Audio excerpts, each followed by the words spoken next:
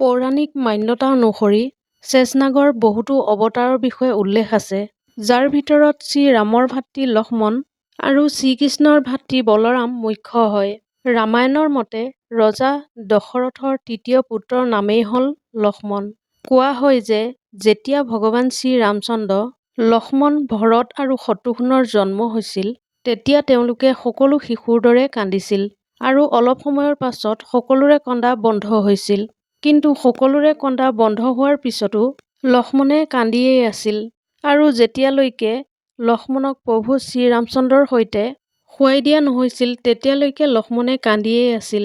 কোৱা হয় যে জন্মৰে পৰা লক্ষ্মণ ভগৱান শ্ৰীৰামচন্দ্ৰৰ ছায়া হৈ ৰৈছিল আৰু ভগৱান শ্ৰীৰামক ছায়া হৈয়ে থাকিছিল। বাল্মীকি ৰামায়ণৰ মতে উৰ্মিলা জনক নন্দিনী সীতাৰ সৰু ভনীয়েক আছিল। ৰাম-সীতাৰ বিবাহৰ সময়তেই লক্ষ্মণ আৰু উৰ্মিলাৰো বিবাহ হৈছিল। যেতিয়া ৰাম-সীতাৰ সৈতে লক্ষ্মণো বনবাসলৈ যাবলৈ ওলাল, তেতিয়া উৰ্মিলায়ো বনবাসলৈ যাম বুলি জেদ ধৰিল। তেতিয়া লক্ষ্মণে এইবুলি মানা কৰিল যে অযোধ্যাৰ ৰজা আৰু মাতৃৰ সেৱা কৰাই তেওঁৰ দায়িত্ব। উৰ্মিলাৰ কাৰণে এয়া বহুতেই কঠিন সময় আছিল, কিয়নো তেওঁলোকৰ দাম্পত্য জীৱন আৰম্ভ হৈছিলহে। লক্ষ্মণ বনবাসলৈ যোৱাৰ পিছত উৰ্মিলাৰ পিতৃ অযোধ্যালৈ আহিল আৰু উৰ্মিলাক মাতৃৰ ঘৰলৈ যাবলৈ অনুৰোধ কৰিলে, যাতে মাতৃ আৰু সখীৰ সান্নিধ্যত উৰ্মিলাৰ স্বামী নথকাৰ দুখ যাতে অলপ পাতল হয়। কিন্তু উৰ্মিলাই নিজৰ মাতৃগৃহ মিথিলালৈ যাবলৈ অমান্তি হয় আৰু ক'লে যে মোৰ স্বামীৰ আজ্ঞা অনুসৰি মই স্বামীৰ পৰিয়ালৰ সৈতে থাকিম আৰু তেওঁলোকৰ সেৱা কৰাই মোৰ ধৰ্ম হয়। আৰু এয়াই আছিল উৰ্মিলাৰ অখণ্ড পতিব্ৰত ধৰ্ম। যেতিয়া লক্ষ্মণ বনবাসলৈ গৈছিল, সেই দুখৰ সময়তো উৰ্মিলাই কান্দিব পৰা নাছিল, কিয়নো লক্ষ্মণে উৰ্মিলাৰ পৰা বচন লৈছিল যে তেওঁ কেতিয়াও চকুলো নুটুকে। যদিহে তেওঁ চকুলো টুকে, তেন্তে তেওঁ দুখত দোষী হৈ থাকিব আৰু নিজৰ আত্মীয় স্বজনক শুশ্ৰূষা কৰিব নোৱাৰিব। বন গৈ পোৱাৰ পিছত ভগৱান শ্ৰীৰামচন্দ্ৰ আৰু মা সীতালৈ লক্ষ্মণে এটি ধুনীয়া বজা নিৰ্মাণ কৰিলে।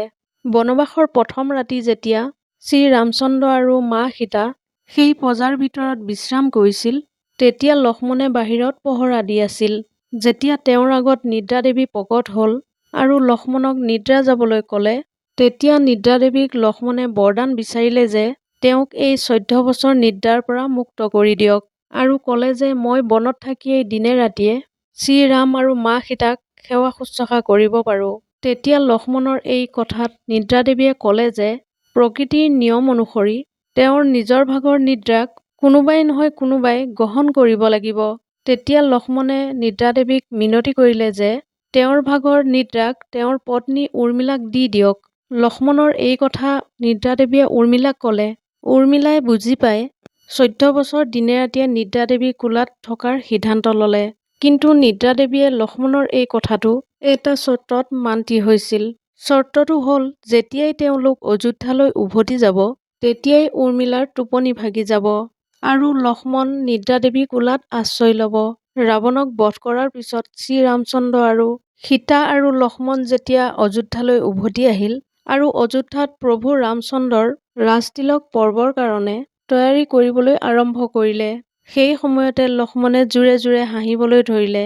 যেতিয়া লক্ষ্মণক এনেদৰে হহাৰ কাৰণটো সুধিলে, তেতিয়া লক্ষ্মণে ক'লে যে মই গোটেই জীৱনটো এই শুভ মুহূৰ্তটোৰ কাৰণে অপেক্ষা কৰি আছিলোঁ, কেতিয়া মই শ্ৰীৰামচন্দ্ৰৰ ৰাজতিলক দেখা পাওঁ। কিন্তু মই এতিয়া নিদ্ৰা দেৱীৰ দিয়া হোৱা বচন সম্পূৰ্ণ কৰিব লাগিব, যি বচন 14 বছৰ আগতে নিদ্ৰা দেৱীক দিয়া হৈছিল। আৰু সেইবাবে শ্ৰীৰামচন্দ্ৰৰ ৰাজতিলকত লক্ষ্মণে অংশগ্ৰহণ কৰিব নোৱাৰিলে আৰু তেওঁৰ স্থানত উৰ্মিলা উপস্থিত থাকিল। এইখিনিতে আপোনালোকৰ মনত এটা প্ৰশ্নৰ উদয় হৈছে যে উৰ্মিলা 14 বছৰ ধৰি শুই থকাৰ পিছত কেনেদৰে পৰিয়ালৰ লোকৰ সেৱা শুশ্ৰূষা কৰিছিল।